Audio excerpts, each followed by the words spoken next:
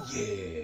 Can you get it going? Well, we're talking to all of the pipeline proponents, anyone who has had success in building a pipeline in Canada and has an interest in perhaps coming together as a consortium, or if one emerges as being a principal proponent, then we'll be interested in talking to them too.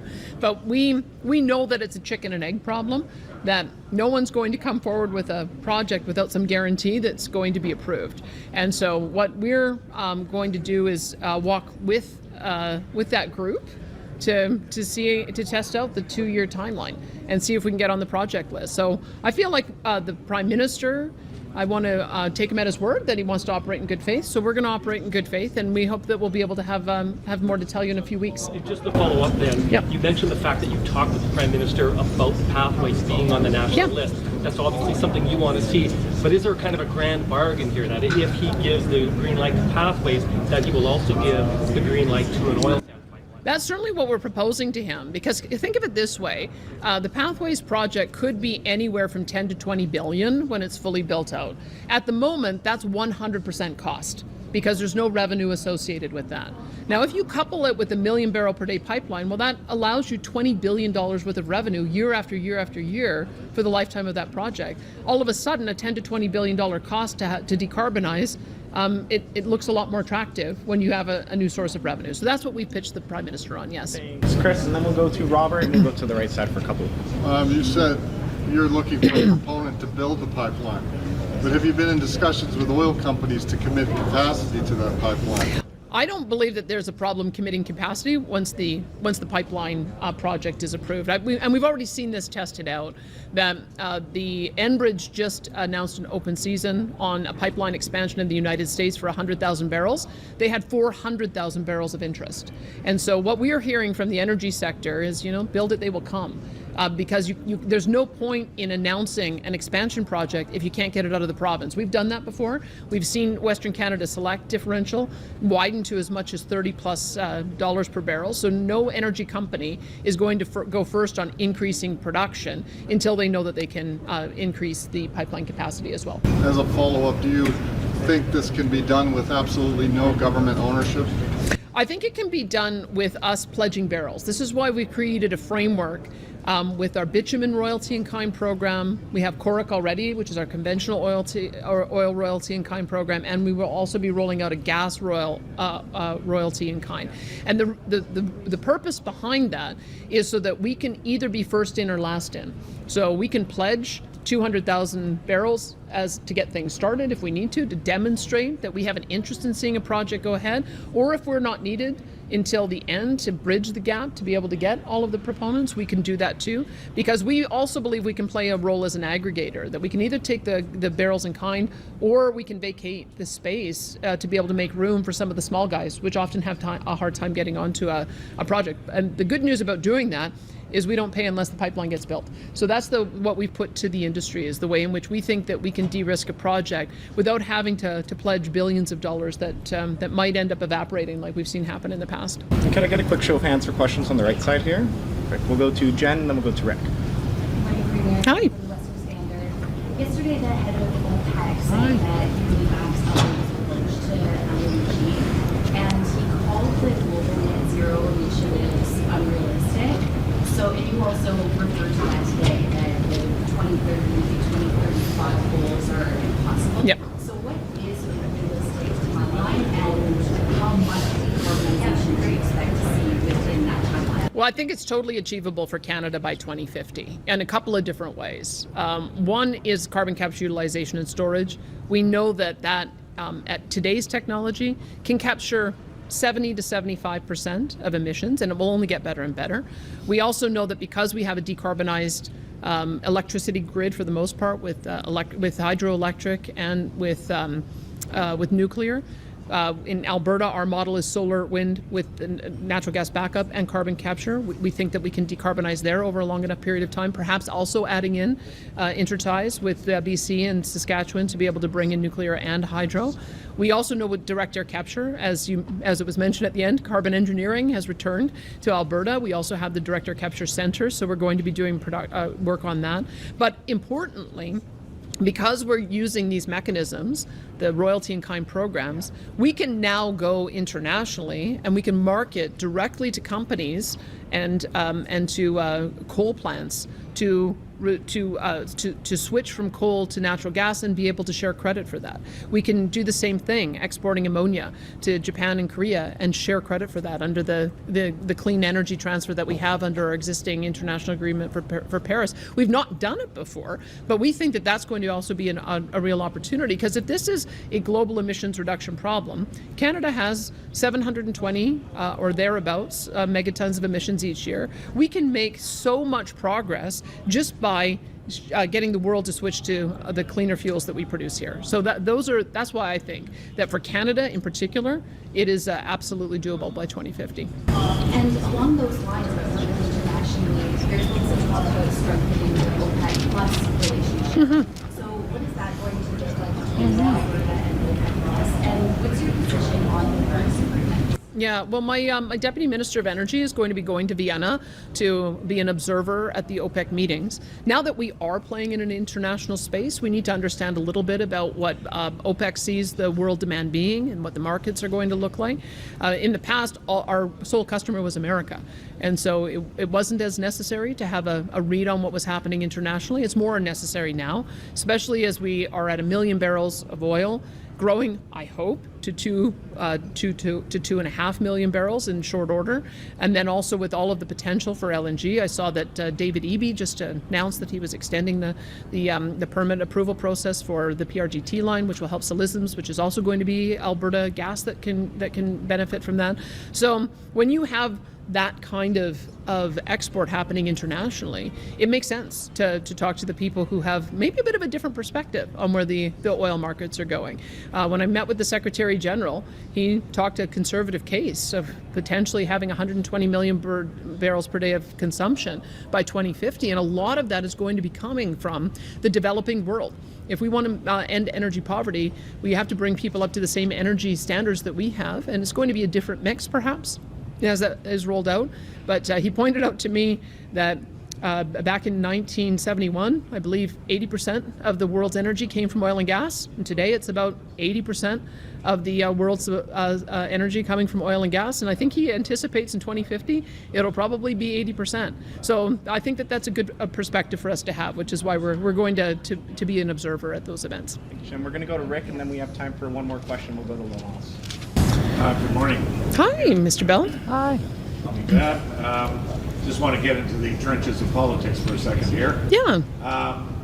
You mentioned when you were speaking with Peter Mansbridge in there, and the question was asked about whether, let's call it discontent or extreme discontent out there could be dampened down somewhat. Historically it has when things have gone well.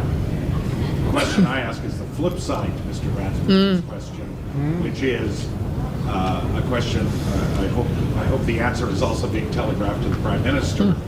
What are the risks involved if he does not listen, despite what he has said?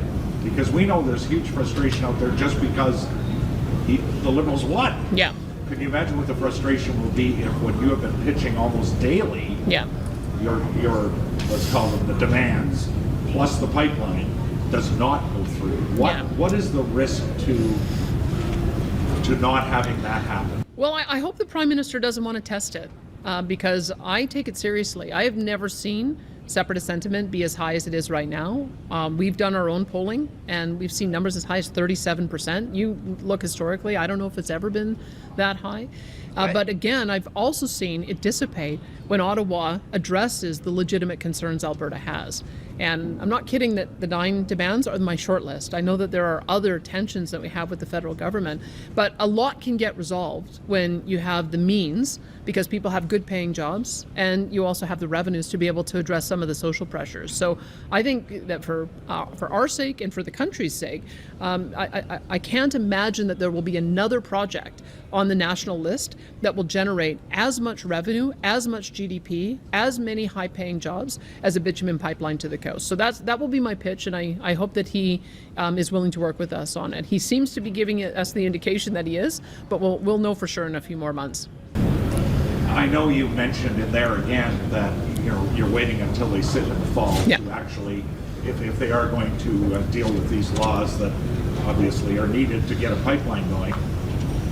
But how do you feel about the fact that he hasn't given us very strong signals on that? In other words, if someone is the Prime Minister, they could say, I'm intending to deal with your issues, but I just don't have enough time in June. I'll do it in the fall. Yeah. He could say that. Yeah. He hasn't said that. Yeah.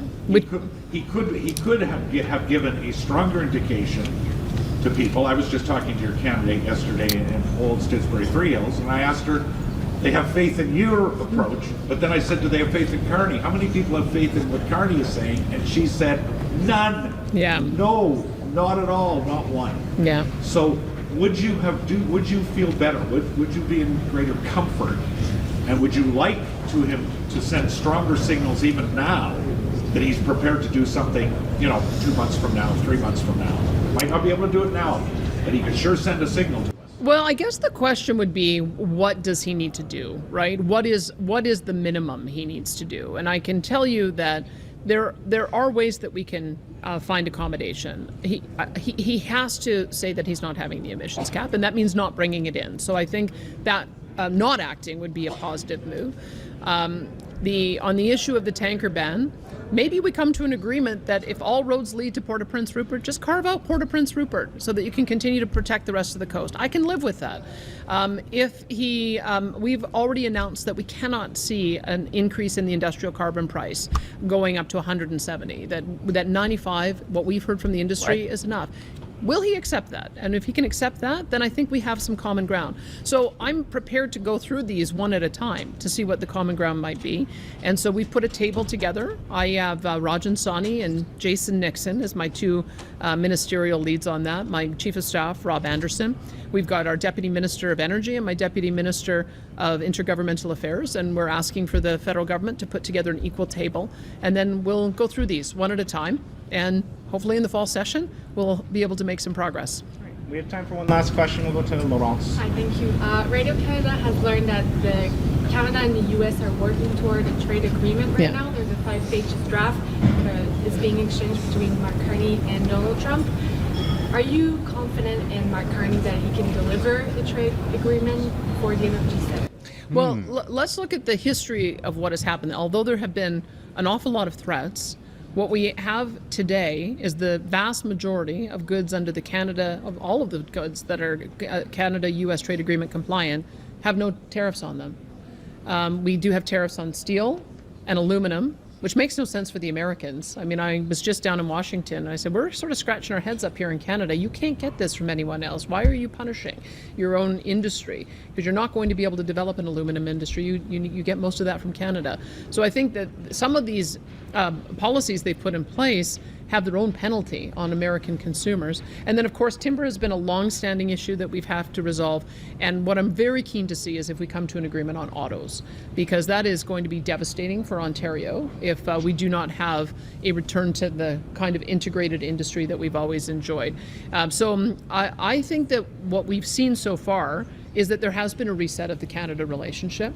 By all accounts, they have had a much more cordial first couple of meetings than his predecessor.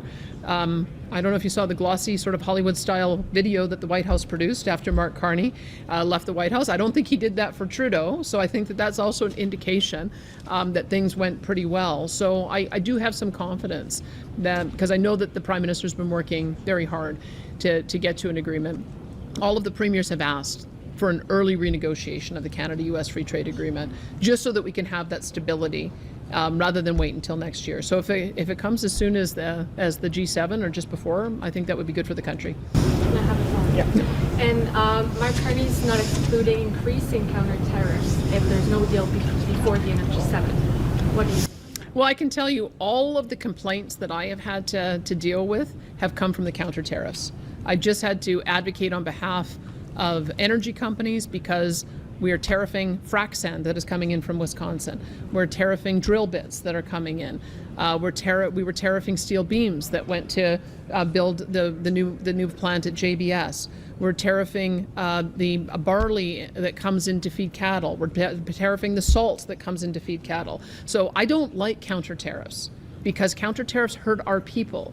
And so I have never been enthusiastic about saying, well, if they're going to hit us, let's hit them twice as hard, because it's hitting Canadians twice as hard. So I would rather say, let's find an agreement so that we can go back to having a tariff-free relationship. That's all the time we have for questions today. Thank you, everybody. Thanks, everyone. All right, guys. I'm jealous of people that live in Alberta to have a premier like that. And I have a conservative premier. I live in Nova Scotia.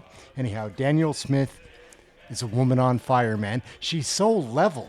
Like, she's as level as any politician I've ever seen. Not a woman politician, any politician. I think she's great. She would get my vote if I lived there. Anyhow, Aaron, Canadian Looney, like, share, subscribe. Canadian Politics, get it right here. We're out for now. Thank you for watching the video. Catch you in the next one. It won't be long. Oh, yeah.